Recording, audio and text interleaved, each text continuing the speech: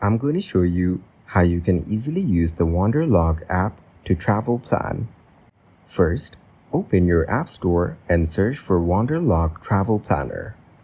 Once you find the app, tap on it to open the app's page. Now check the details of the app, such as how it simplifies your travel plans and itinerary.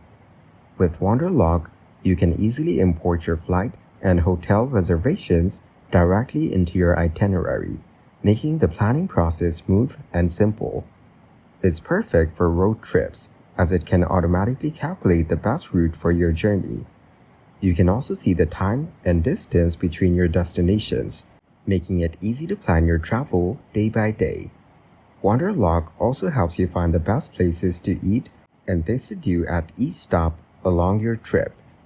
If you're traveling with friends, you can collaborate on the same trip to share plans and updates. The app helps you track your budget and even split costs with your friends during the trip. Additionally, you can attach any documents to your trip and create a bucket list for anything you want to do or see. Scroll down and check the reviews to see what other users think about the app. Finally, tap on Get to download and install the app. Once it's installed, open the app and you can start using it to plan your next adventure.